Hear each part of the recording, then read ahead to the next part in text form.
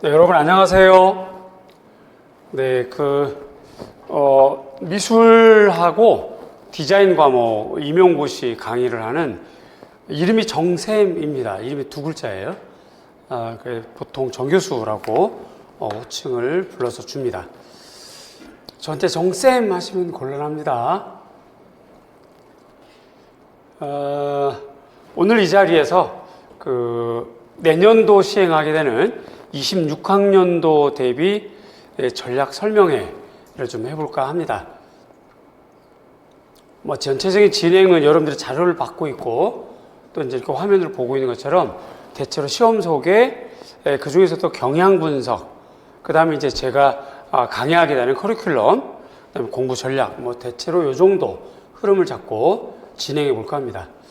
잘 아시겠지만 그래도 미술과는 다행스럽게 매년 인원이 약 한 190명 안팎으로 계속 이렇게 많을 때는 220명이 넘을 때가 있었고 14, 15, 16, 17, 18, 19, 20, 21, 22, 23, 올해 24년 이렇게 뽑았습니다. 다행스럽게 22년 개정이 되면서도 음악 미술은 자리가 줄지는 않을 것 같아요. 참 다행입니다. 그러니까 매년 요 정도 인원을 뽑으니까 200명에서 190명 정도 이렇게 내지는 150명. 조금만 우리가 열심히 하면 설마 이 자리에 자기 자리 없겠어요? 그죠? 조금만 힘내서. 그리고 이제 옛날처럼 무조건 힘만 내서 되는 일이 아니고 잘 방향을 잡으면 의외로 쉽게 될 수가 있어요. 의외로. 그러니까 이런 부분들을 우리가 좀 지혜롭게 해볼 필요가 있겠습니다. 그래서 전략 설명에다 이런 이제 군사 용어도 좀 넣고 이렇게 됐는데 한번 들어봐 주십시오. 우선 합격선을 제가 이렇게 좀 분석을 좀 해봤는데요. 지금 2024년 11월 달에 시험이 끝나서 올해 걸로는 점수를 낼 수가 없고 아직 1차 발표를 안 했으니까 이제 작년도 기준으로 이렇게 보자면 전국을 다 하면 화면이 너무 좁아가지고 안 될 것 같고 서울을 기준으로 근교에 있는 서울, 경기 내지는 큰 도시 부산, 인천 이렇게 보자면 대체로 1차 합격선이 교육학과 전공을 합치면 60점 초중반대가 됩니다. 이게 이제 매년 좀 달라져요. 매년. 그리고 이제 2차 합격선, 요게 이제 합쳐서, 이제 실기, 수업 실현, 면접, 이런 걸 합쳐서 이제 이렇게 되겠죠. 이게 대체로 비슷합니다. 대체로. 이거 참고하셔서, 그렇다면 우리가 대략적인 목표 점수를 세울 수 있다. 그러면 이제 교육학은 더 잘 받으면 좋지만, 15점에서 17점. 이 정도. 그러면 이제 15점, 17점 정도를 받으면 잘하는 편이거든요. 잘하는 편이고, 여기에서 1점 더 받으려고 노력하기보단 차라리 그 1점 노력하는 그 시간을 전공에 투자하면 전공은 점수 받기가 좀 더 쉬워요. 더더욱이 점수가, 전공 점수는 배점이 1점, 0.5점 이렇게 돼 있거든요. 한 키워드를 더 쓰면 0.5점, 1점 이렇게 올라갈 수가 있어요. 그런 정도로 보자면 여름방학 이후에 자기 교육학 점수가 평균 이상 정도 나온다. 그러면 점차 교육학 공부 시간을 좀 줄여서 그 시간에 전공 점수에 투자를 좀 많이 하는 경향들이 최근 경향들입니다. 그래서 전공은 일단 50점 이상, 교육학은 17점 이상 이렇게 되면 합쳐서 67점이 되죠. 그러면 어느 지역이든 전국 어느 지역이든 특별히 서울 같은 경우도 합격할 수 있다. 이렇게 계획을 세우시면 될 것 같아요.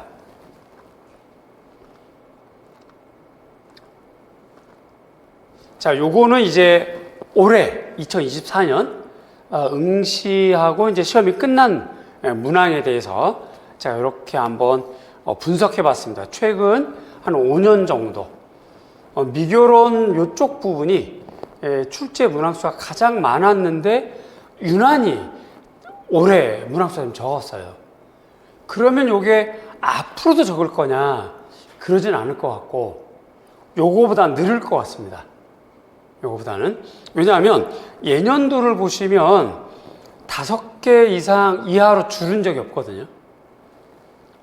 그런 걸로 보자면 특히 작년에는 6개, 그런 걸로 보자면 올해만 유난히 좀 적었는데 이 차이 나는 게 한국미술사로 쏠렸어요. 그러다 보니까 이렇게 됐지만 내년에는 요게 문항수가 좀 늘 것이다.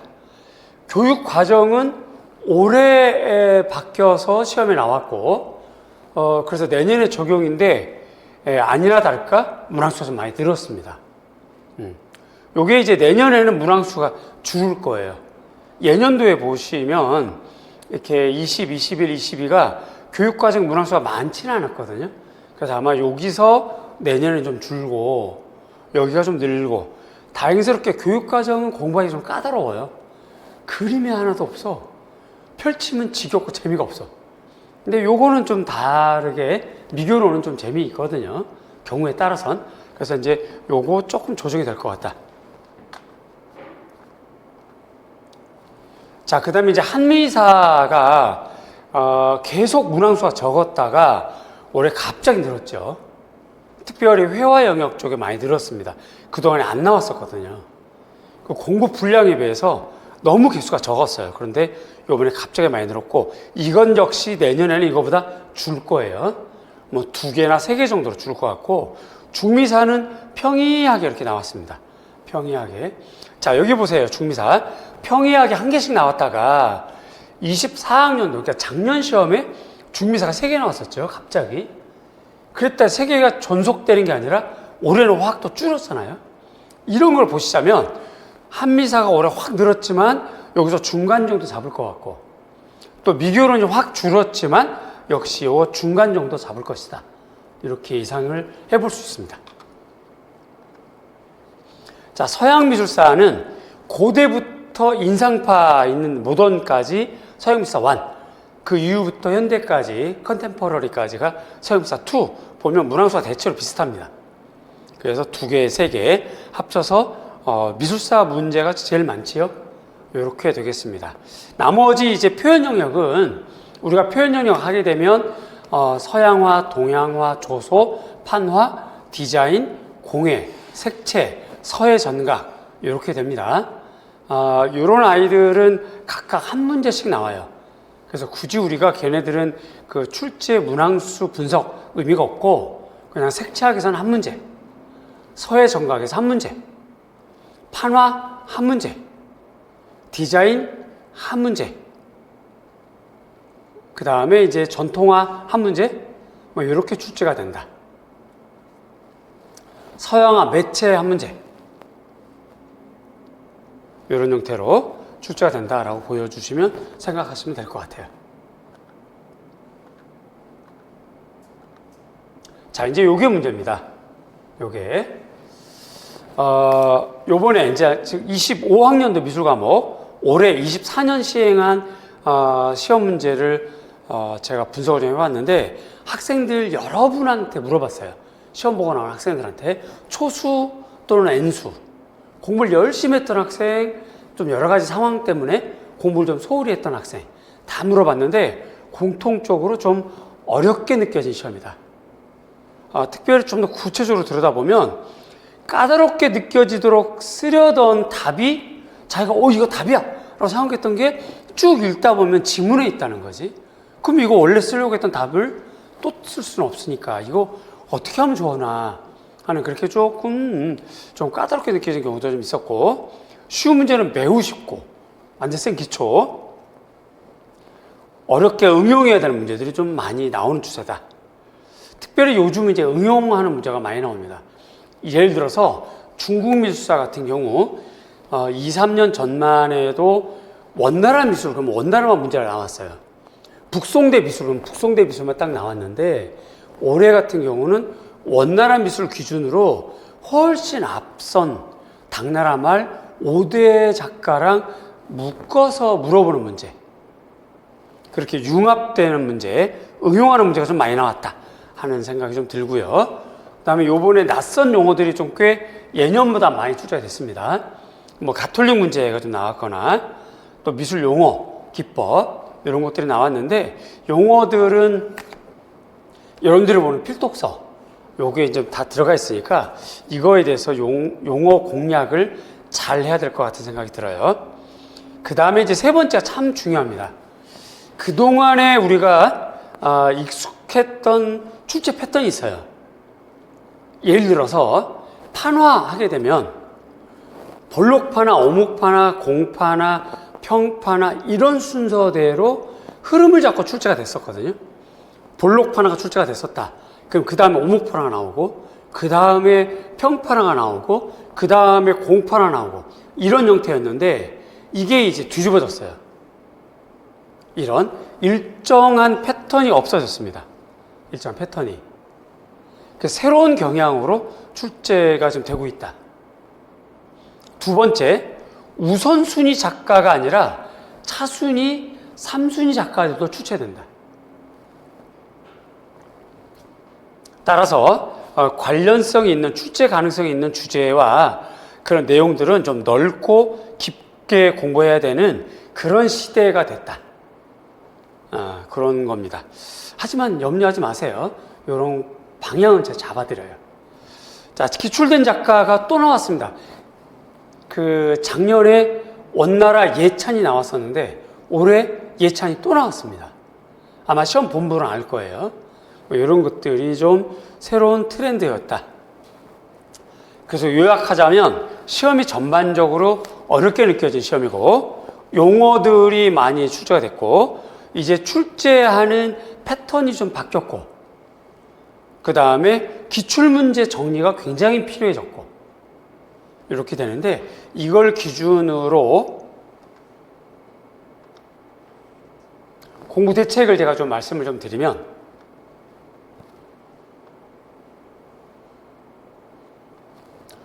어렵게 느껴진 시험이기 때문에 일단 기본은 되게 쉽게 나올 겁니다. 그래서 기본 이론 강의 때 기본 이론, 심화 이론, 우리가 이제 강의 명칭은 구분하더라도 강의 내용에서는 기본과 심화를 구분할 거 없이 중요한 것만 먼저 빠르게 봐야 될 필요가 있을 것 같아요. 그 다음에 심화 학습 때는 얘를 반복하고 좀 폭넓게 가는 게 가장 좋을 것 같아요. 1월부터 중요한 거 다 다루는 거지 뭐. 그런데 좀 더 재미있고 쉽게 가자. 이런 게 중요할 것 같고요. 그 다음에 용어들은 출제 가능성이 높은 용어를 엄선해서 개수를 최소한으로 줄이는 겁니다. 최소한으로 줄여서 꼭 나오는 것들만 최소한으로 공부를 하자. 그래야 공부에 부담이 없다. 이런 거고요. 그 다음에 그동안 출제 패턴을 벗어난 것, 이 트렌드는 일단 문제풀이는 일찍 시작해야 되겠다. 지금도 우리가 이제 5월부터 문제풀이를 하고 있는데 그것조차도 좀 아쉽다는 느낌이 들 정도거든요. 그래서 문제풀이 시작은 좀 일찍 하고, 그 다음에 많은 학생들이 문제풀이 일찍 하다 보니까 5월 있죠? 5, 6월, 7, 8월, 9, 10월, 11월 이렇게 있다 보니까 문제풀이를 이렇게 띄엄띄엄 공부하거나 학습하는 학생들이 경향이 좀 있었는데, 자기가 안 들은 기간 동안의 문제가 출제가 된 게 되게 많아요. 그래서 1년 커리를 따라가는 게 굉장히 의미가 있다 하는 겁니다. 기출된 작가와 주제가 또 출제되었기 때문에 기출문제 분석 매우 의미가 있다 하는 거. 그 다음에 22 개정 적용이 내년부터입니다.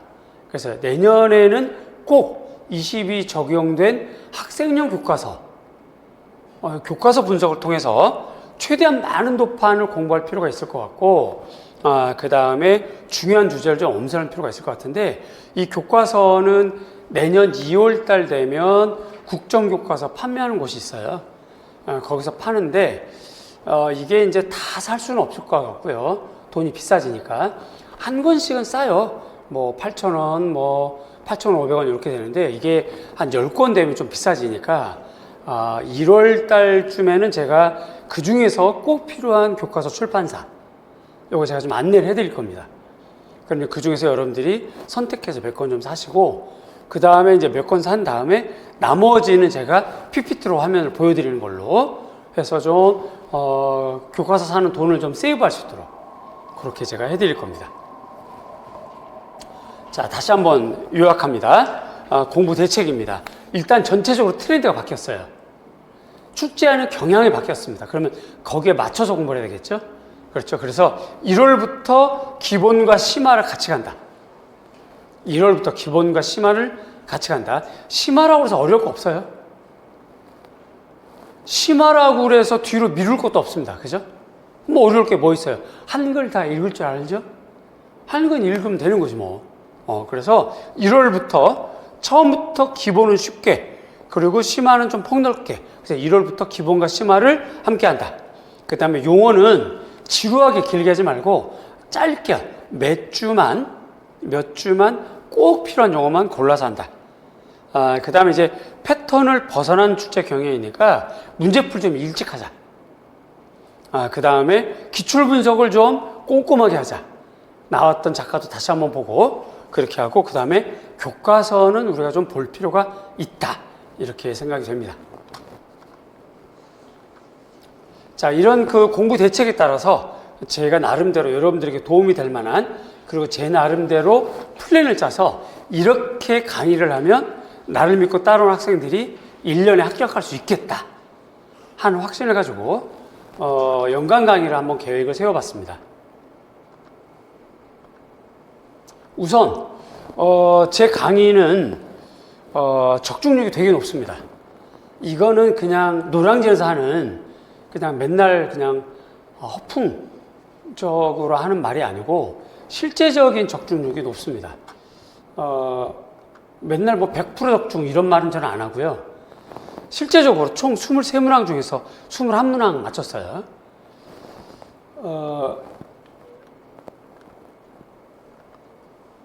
요거 이제 솔직한 적중률이라고 얘기합니다, 보통. 요거 이제 93%인 건데, 여기에는 뭐 기본서에 있어서 적중, 뭐 이런 얘기 안 하고, 일요일 딱 기본 강의에서 가르치니까 적중 이런 말 안 하고, 순수하게 문제풀이로 만들어 준 거에서 적중한 게 요 정도다. 그러니까 저는 솔직하고 실제적인 적중률이 높다. 이 정도만 접근해서 풀면 합격하는 데는 아무 문제가 없습니다. 오히려 뭐 100% 적중 이렇게 막 말도 안 되는, 사실상 거짓말인 거 다 알잖아요. 그런 말 해가면서 막 저를 포장하고 싶진 않고 있는 그대로 솔직하게 말씀 좀 드리고 싶어요. 여태도 그래왔고요. 요게 이제 최근에 서술형부터요, 14학년도부터 25년까지 이 공간이 적어서 이전에 있던 선택형은 헤아릴 수가 없었고, 그냥 이 한 페이지 들어가는 14학년도 따져보면 대체로 이때는 23문항, 20문항, 문항수가 조금씩 오락가락 했었죠. 출제 문항수입니다. 출제 문항수. 요거 이제 최근에 출제 문항수. A형, B형 합쳐서 23문항. 이렇게 이제 굳어졌죠. 여기서 제가 낸 문제들만 따지면 이렇게 16개에서 21개. 점점 노하우가 쌓이고 방향이 맞다 보니까 퍼센테이지 점점 올라가고 있죠. 요게 이제 솔직한 실제적인 기출 적중력입니다. 또 말씀드리지만 순수한 문제풀이만 계산한 거고요. 완전히 적중한 것, 부분적으로 적중한 거 포함한 겁니다.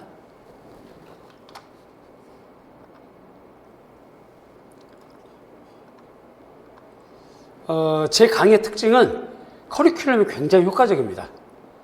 1년 커리에서 고르게 적중한 커리를 갖고 있거든요. 그래서 이렇게 5, 6월 문제풀이입니다. 이건 5, 6월 문제풀이에서 8문항 적중했고요. 4, 6월 모의고사에서 2문항, 7, 8월 영역별 문제풀이에서 14문항, 9, 10월에서 5문항, 11월 파이널. 저는 이제 9월 마지막 주, 10월, 그러니까 9월, 10월을 7주로 잡고, 원래 이제 9월, 10월 합치면 주 차수로는 8주인데, 그냥 7주 계산하고, 마지막 10월 마지막 주를 11월 1주로 쳐서, 그럼 11월 1주, 그 다음에 시험 보기 직전 3주, 합치면 총 4주가 됩니다. 총 4주 동안에 1주에 3문항, 2주에 2문항, 3주에 3문항, 4주에 시험 보기 일주일 전이에요. 시험 보기 일주일 전에 5문항. 그래서 총 14문항, 13문항. 그래서 저는 이제 시작할 때, 문제풀이 시작할 때부터 끝날 때까지 이렇게 문항수를 적중했던, 고르게 적중했던 유일한 강의다. 이렇게 자랑하고 싶고, 이렇게 또 앞으로도 계속 노력하고 있습니다. 요게 지금 기출 예시표예요. 요게 여기가 기출 문제입니다. 요게 작년도 B형 9번 시험 본 분들은 알 거예요.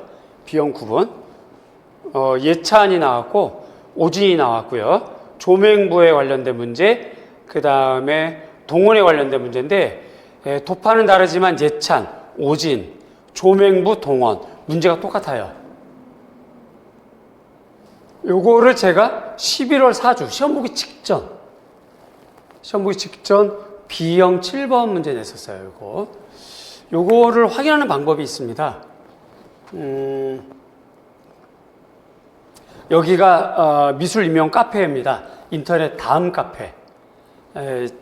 제가 카페지기로 있는 카페인데 이렇게 보시면 메뉴에 이렇게 미술 임용고시 정샘이라고 되어 있고 이렇게 좌측에 메뉴가 이렇게 쭉 있습니다. 이렇게 되어 있죠. 정회원 여기서 신청하시면, 제가 정시라서 신청하시면 무조건 정회원 시켜드려요. 그렇게 되고 이제 쭉 내려가면 여기에 정생 기출 적중 비교표라는 항목이 있습니다. 이걸 클릭을 하면 이렇게 나와요. 이렇게. 요게 지금 25학년도 관련된 걸 쭉 이렇게 구분해서 올렸습니다.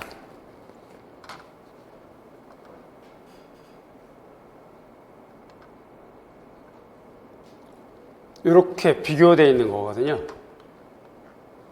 요게 그 문제입니다. 오케이. 그리고 이게 마지막 문제는 대화 중심이고, 요게 마지막 문제죠. 허버트 리드. 요게 기출 문제입니다. 허버트 리드, 심리 유형, 사물의 교육, 결합의 교육, 심리학적 유형. 요게 기출 문제였고, 제가 5월달 일주에 올해 꼭 기출 허버트 리드 나옵니다 말씀드렸고, 마지막 11월 4주에 한 번 더 알려드렸던 거. 그게 그대로 결합에 의한 교육, 사물에 의한 교육 그대로죠. 허버트 리드 심리학적 유형, 여기가 정답입니다. 이렇게. 그래서 이 부분을 확인하시면 거짓말 할 수 없다는 걸 확인하실 수 있을 것 같고요.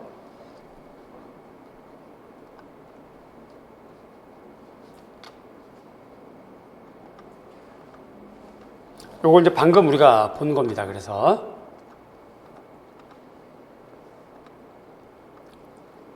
이 표도 우리 카페에 올라가 있습니다. 여기 왼쪽에 보면 이게 기출문제. 여기 있는 게 기출문제. A형 쭉 1번부터 12번. 요게 제가 이 문제와 관련된 문제, 출제했던 문제 그 월과 주차 얘기들이에요. 그러니까 중요한 주제는 제가 4번씩 건드리기도 했고, 2번 건드리기도 했고, 이렇게 됩니다. 여기가 B형 1번부터 11번까지. 비어있는 건 제가 건드리지 못한 겁니다. 그러니까 솔직하게 다 표시해드렸어요. 그리고 이렇게 중요한 거는 2번씩 건드렸거나 3번씩 건드렸다 하는 거를 이렇게 솔직하게 보여드리는 내용들입니다.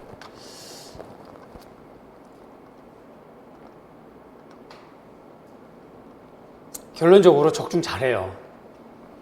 그거는 방향을 잡아서 자신 있습니다.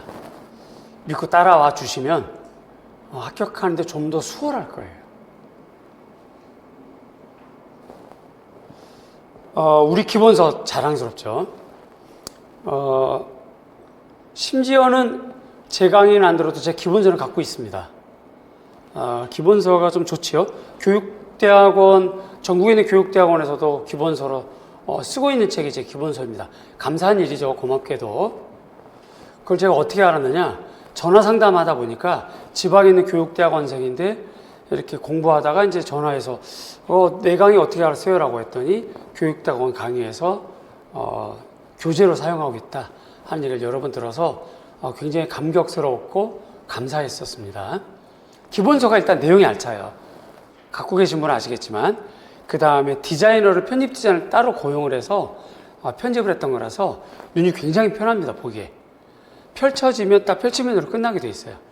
공부하기 쉽고 수업도 재미있게 하고 이해하기 쉽게 가르쳐 드리는 게 바로 정샘 교수, 바로 접니다.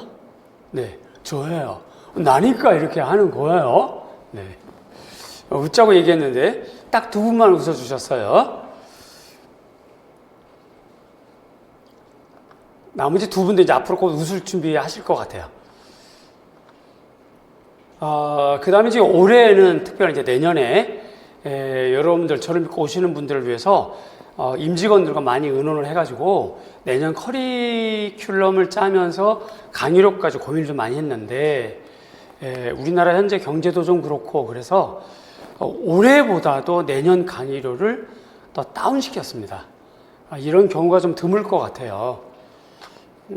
같이 이제 힘든 상황에서 같이 한번 견뎌보자 하는 입장에서 연간 강의료를 대폭 할인해서 현재 24년보다 25년 강의료가 더 할인되었다. 그래서 이제 강의료는 아마 따로 이제 학원 측에서 공지가 될 겁니다. 요거 확인하시면 될 것 같고, 어쨌든 내년 강의료가 가장 합리적인 강의료일 것이다 생각이 됩니다.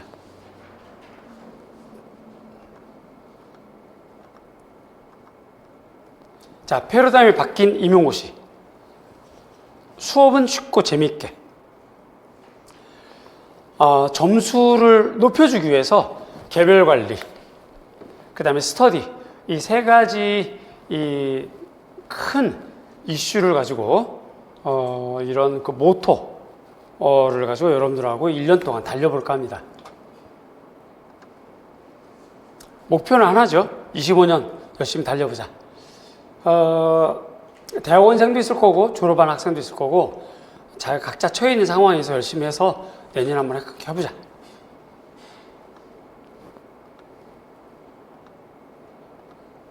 두둥 요겁니다.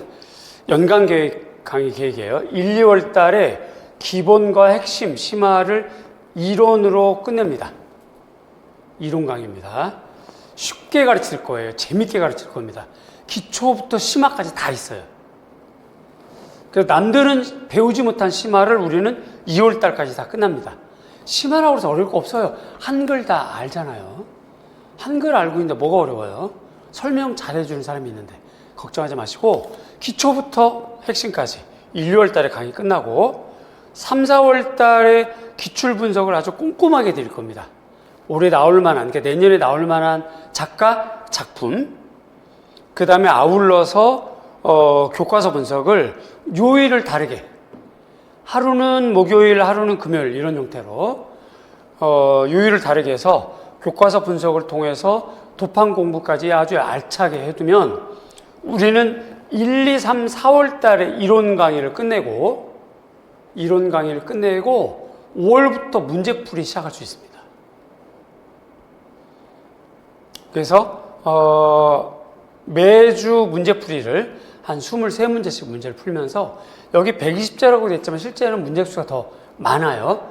8주당 매주 23문제니까 매주 23문제니까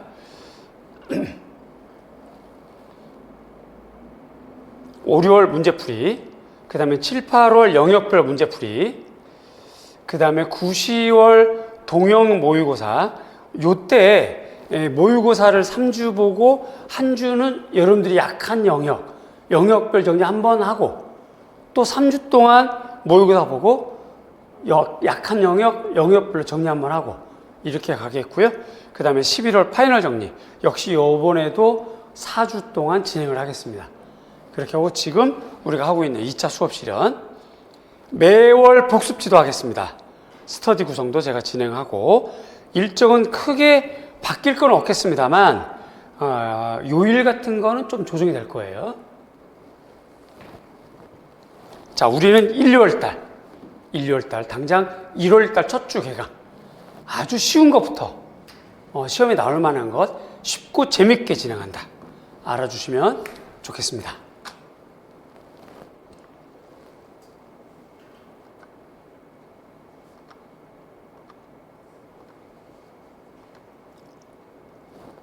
어, 1열강입니다. 기출문제 100% 썼던 기본서로 합니다.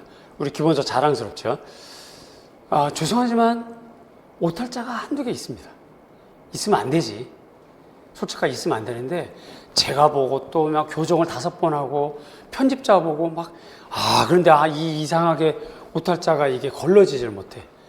꼭 강의하다 보면 눈에 띄어요. 그게 너무 부끄럽고 죄송한데 오탈자가 있긴 합니다. 그러나 내용은 너무 좋아요. 그 다음에 강의 종료 후에 마인드맵이라고 암기용 책자가 있어요. 아주 얇은 책자. 한 150페이지 정도 되는 얇은 책자가 있어요. 요걸로 매주 정리합니다. 매주. 그러니까 강의 듣고 집에 가기 전에 정리하고 가는 거예요. 기초와 핵심 한꺼번에 다 합니다. 시험 포인트 제가 콕콕 잡아드릴 겁니다. 첫째 주 들어보시면 알아요. 강의하다가 요거 시험에 나옵니다. 요거 시험에 나와요. 요거 나올 확률이 되게 높아요. 딱 잡아드려요.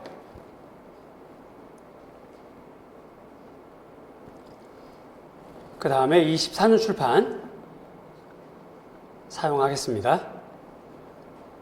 1월부터 배운 게 임고에 나온다.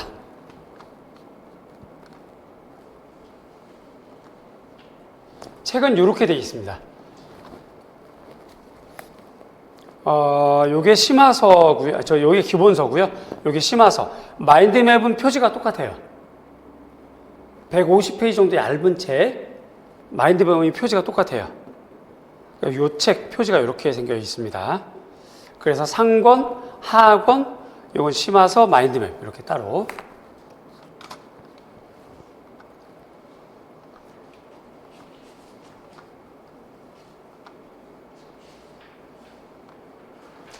(3, 4월) 달에는 아까도 말씀드렸지만 교과서 분석, 목요일, 기출 분석 금요일. 요때 아마 여러분들의 실력이 껑충 뛰어오를 거예요. 요때 교과서 동안 도판 설명. 그 다음에 기출 분석 때 올해 나올 만한 예상 주제 학습을 할 겁니다. 5, 6월 달 절대 틀려서는 안 되는 기초 문제. 서술형 매주 23문항. 기출문제 형식과 동영문제 형식으로 진행이 되겠습니다.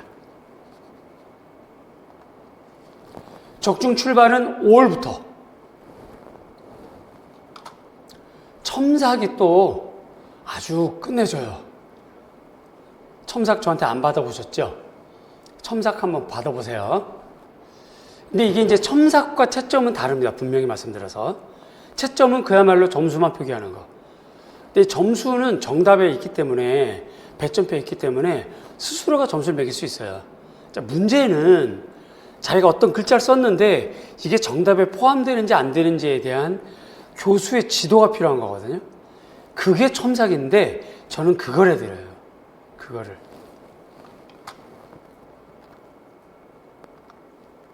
(7, 8월) 문제풀이. 역시 8주 진행하고요. 23문제 진행합니다. 수업 끝나고 교실에서 남아서 내지는 인강생은 저랑 화상 통해서 복습 스터디 계속합니다. 그래서 그날 배운 것 그날 소화하고 집에 가서 쉬는 거예요. 그리고 2주일 동안 또 자기가 나름대로 복습하고.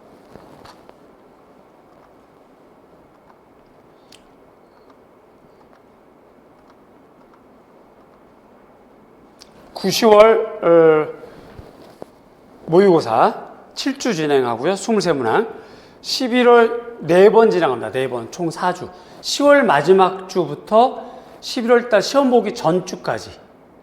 주로 합치면 총 4번. 요때는 문항수가 되게 많아요.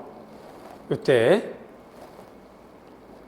2주 분량씩 문항수 드리면서, 그러니까 그냥 막 뭘 해야 될지 모를 때 제가 방향을 잘 잡아서 요것만 하고 시험장에 가세요 라고 하는 거 그렇게 해드립니다. 아니 마음이 급한데 왜 11월 때 이렇게 많이 주세요? 이유가 있어서 그래요. 시험 보기 직전 주에 요번에도 아까 보신 것처럼 11월 달에 열세 문제 맞췄는데 11월 달쯤 되면 출제위원들이 문제를 다 만들어가지고 요거를 바꿔서 출제할 만한 시간적 여유가 없어요. 그거를 생각해서 11월 달 마지막 주, 셋째 주, 넷째 주에 중요한 문제랑 문항 개수를 많이 줄이는 거예요, 여러분들에게. 그러면 여러분들이 그거 보면서 마음이 붕 떠 있을 거 아니야, 그 시절에. 그죠? 한 주 전, 두 주 전인데 얼마나 마음이 불안해. 불안할 때 제가 주는 자료 차분하게 보면서 시간 보내고 또 그 문제를 평가원에서 바꿔서 출제할 시간적 여유가 없으니까 그 문제 나오게 되는 거예요. 그런 이유가 다 있다. 큰 그림이다. 뭐 이런 거죠. 결국 한 분 또 웃으셨어요, 지금. 저 웃음이 재밌어서 웃은 건지 어이없어서 웃은 건지 모르겠지만 어쨌든 웃으셨어요. 자, 그 다음입니다. 저는 개별학습 관리를 굉장히 강조해요. 요거를. 여러분, 이게 이제 우리가 인간적으로 얘기를 해볼까요? 인간적으로. 하루 종일 앉아서 공부하는 거, 이거 쉬울까요? 이거 쉬운 일 아니에요. 쉬운 일 아닙니다. 우리 수강생 중에 한 분이셨는데 지금은 선생님 잘하고 계세요. 그분이 실력은 좋은데 지역운이 안 맞아가지고, 지역운이 안 맞다면 무슨 말인지 아시죠? 한 번 시험 보는 날, 동일한 날짜 시험을 봐. 자기는 한 명이야. 그러니까 서울로 볼까, 경기도 볼까, 부산을 볼까 결정을 해야 돼. 자, 그런데 갈등하다가 그냥 부산을 봤어. 근데 부산의 1차 컷이 예를 들어서 65점이다. 자기는 64.5점 받았다. 뭐 어떻게 되는 거야, 이거? 안타깝게 1차 안 되지.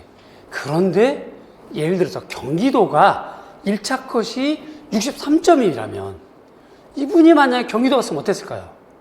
왜 합격하는 거야? 그래서 시험은 지역운이 있단 말이죠. 자, 그래서 우리 수강생 중에 실력은 있는데 매번 그 학생이 시험 보는 데마다 최고 커트라인을 기록하는 거예요. 커트라인 갱신을 안 해, 아주 그냥. 그러니까 계속 떨어져. 너무 속상하지. 그런데 이게 뭐가 문제냐면 명절 때 친척들이 다 모이잖아요. 아니, 그 공부하는 학생들 또는 친척이고 뭐 조카들이고 뭐 이러면 격려를 해줘야 되는데 맨날 떨어지니까 너는 시험 뭐 맨날 떨어지는데 또 보냐? 하는 식으로 얘기를 하는 거예요. 임용시험이 되게 어려워요. 그래서 만약에 이 강의를 듣거나 혹은 이렇게 좀 옆에 이렇게 누군가가 이렇게 전달해 주거나 할 때 그 가족 내지는 친구 있다면 여러분들 생각보다는 어려운 게 임용시험이다. 그리고 임용 공부다. 그래서 좀 응원해 주셔야 된다는 거예요.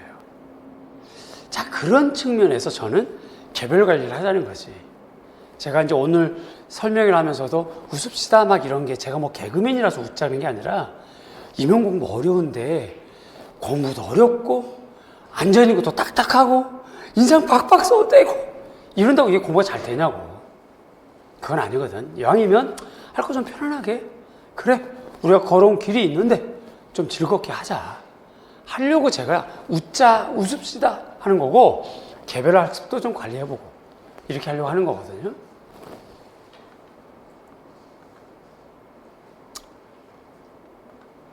그 줌으로 화상 강의를 합니다. 줌으로 화상 강의를 하는데 2주간에 한 번씩 합니다.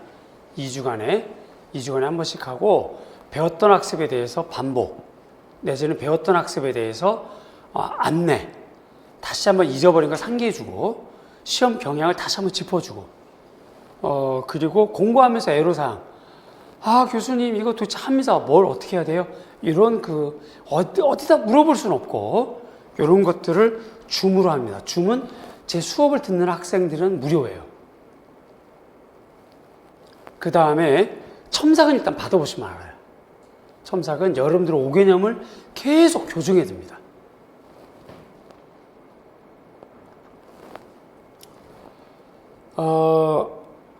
기수강생, 또 N수라고 그러죠. 재수라고 말 안 합니다. 듣기도 좀 불편하잖아. 그래서 N수라고 하고, 초수생, 그 다음에 재수업을 들었던 기수강생, 따로따로 이렇게 관리를 잘해서 모두가 다 합격할 수 있도록 이렇게 하겠습니다.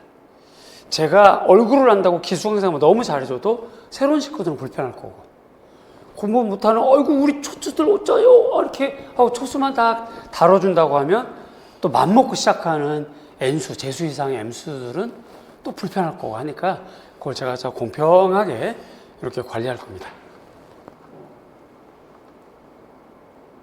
편안하게 수업해 드릴 거예요. 재밌게. 하지만 성적은 좀 오르게 해 드릴 거고, 결국 임용 공부는 반복이고 암기거든요.